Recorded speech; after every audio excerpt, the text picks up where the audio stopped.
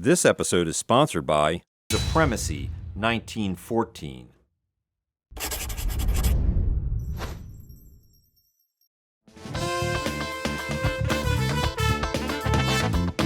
Choose a country to lead during World War I in the free online PvP strategy game Supremacy 1914.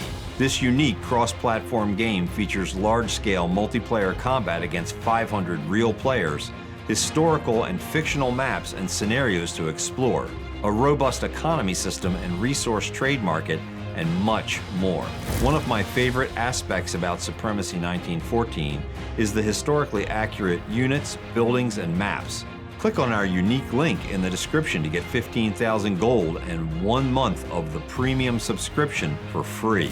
So click the link in the description, choose your country, and fight your way to victory with Supremacy 1914.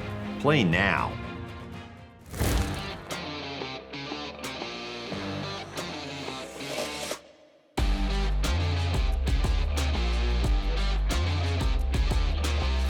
Hi, I'm Kerry from Baltimore Knife. One of the things that we do here in the shop is we do a lot of different work holding, and there's a lot of things that you can use to hold your work, kind of depending on what you're trying to do. A lot of the things that we do are either things where we're engraving or we're trying to create a facet on the surface of something. Sometimes that works freehand, but a lot of times you need some kind of mechanical device to hold the part that you're doing. So I want to talk a little bit about engraving vices. And then these are grinding attachments which move in multiple directions. This is actually 3 different axes. This piece came to me with some hand engraving pieces from a guy who was a master engraver who created master dies and did pretty fantastic work. So I was buying it primarily for the chasing tools, but anytime I can find a solution in work holding where it's something like this, I'm always looking for it. So this was made by Milwaukee. It's sold under the Delta brand name for grinding. Usually you're fitting some kind of part on a precision grinder, setting your angles, which I said can be up to 3 different angles, and then you would go through and cut the parts. It also allows you to rotate, so I guess it's really 4-axis on that. That allows you to lock that in position. When I got this, it was bolted down to a board. Where that's very different from the typical engraving that you would do if you were hand push engraving or you were using like a Graver Max machine, is you'd be using an engraving ball like this. And we're going to do an episode either here on Almy or on the Baltimore Knife channel where we go over a lot of these vices, because I probably have about 10 or 12 different examples like this, from a very small size like this up to a 90-pound Steve Lindsay vise, which is a really fantastic thing. This one, very early. This vise is actually patented in 1888. I don't know the manufacturing date on it, but it certainly is very early. We call these mushroom vices just because of their form.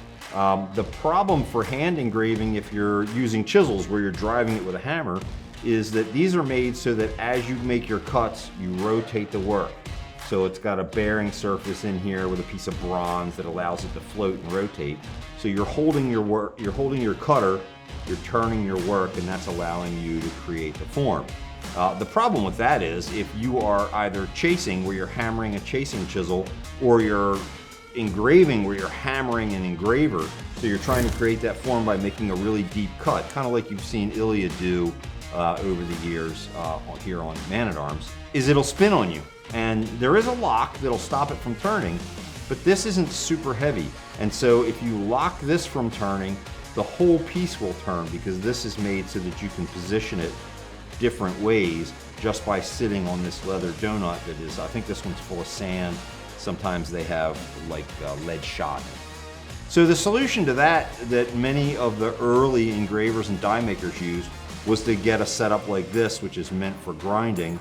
It'll hold just about anything in this vise, where you just have the 2 screws that run in for the vise, and then it rotates this way, it rotates this way, it rotates this way, and it rotates this way. So really it's in 4-axis.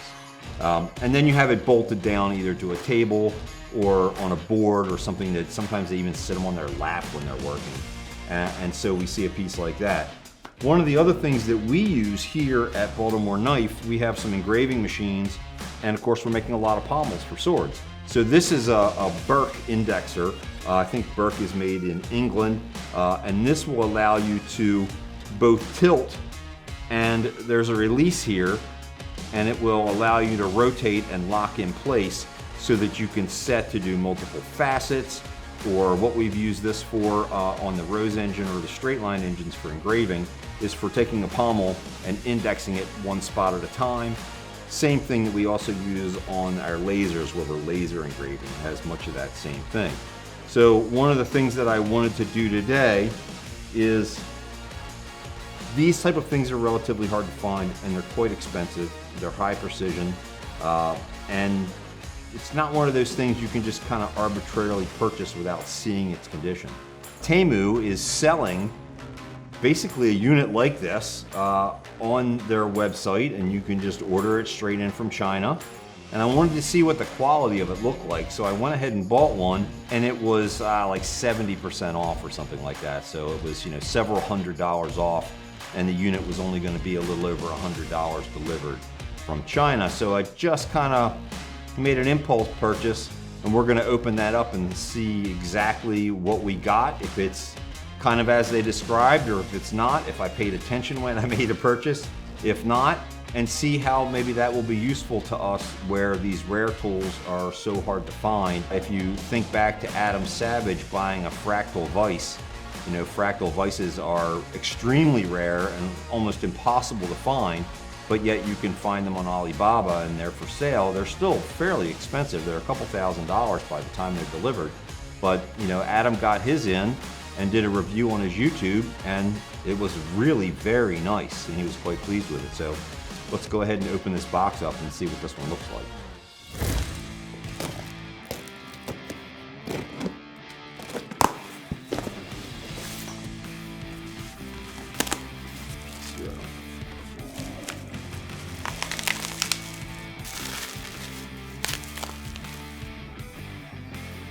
So I'm gonna have to look a little bit closer with the way that this mounts. Obviously we've got some tight pieces here that set the rotation and how it locks. And it is a collet holding setup, so I'll have to find some collets that fit it. Initial look, like I'm gonna have to figure it all out. That must be for locking, yeah, that's for locking and indexing. I can't hate that. One of the things that we tend to worry about are that the castings have got some filler and then some paint. But I'm pretty aware of how that's done in China and the visuals, and I feel like I can see tooling marks on most of this. And if you can see the tooling marks, there's not any filler. So, you know, the paint will set on the tooling marks and you can kind of see it come through.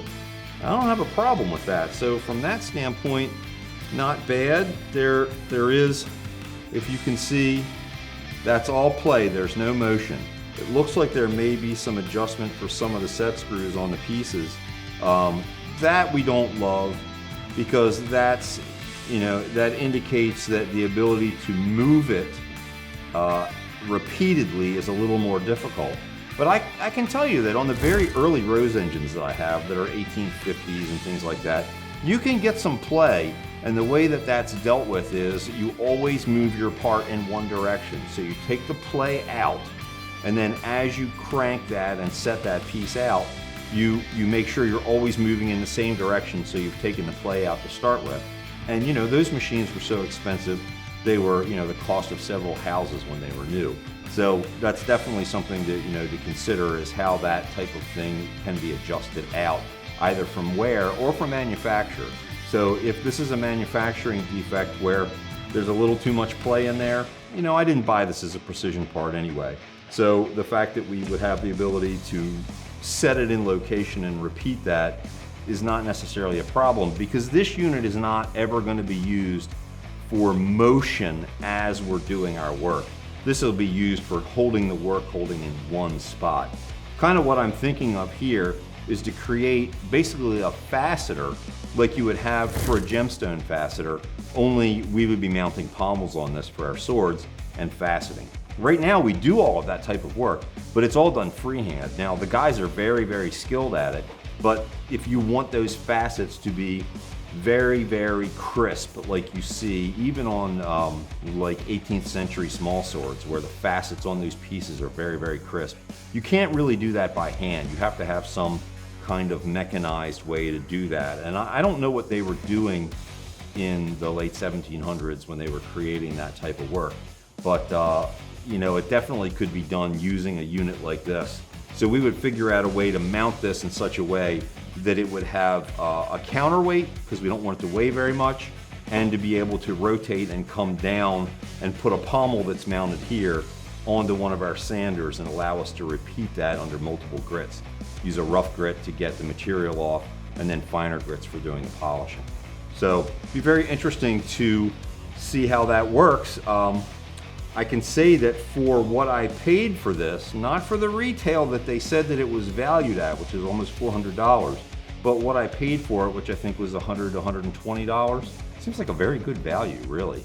That doesn't mean that the one that you get if you order the same thing will be the same. That's one of the biggest problems from ordering things like that, is you never really know what you're going to get. So honestly, this purchase for what I spent seems like a reasonable value. Like I said, I think the quality of it is pretty good, but I would not rely on that with every purchase. But you never know, and I certainly wouldn't pay retail for it, but at the $100 or $130 or so that I paid for it, I feel like this is a very good value for the pieces, and I think it's going to fit the problem that we have in mind, and it's going to allow us to build this arm to go on our sanders to do some faceting. We'll have to get back to you and show you what we build with it in another episode. If you'd like to see finished product of the things that we're going to make with things like this, make sure you go over to the Baltimore Knife and Sword channel, like and subscribe so that we can make sure you see it in the future. Thanks for watching. Use the link in the description to download Supremacy 1914 and you'll receive 15,000 gold and 1 month of premium subscription for free. This offer is only available for 30 days, so download Supremacy 1914 today.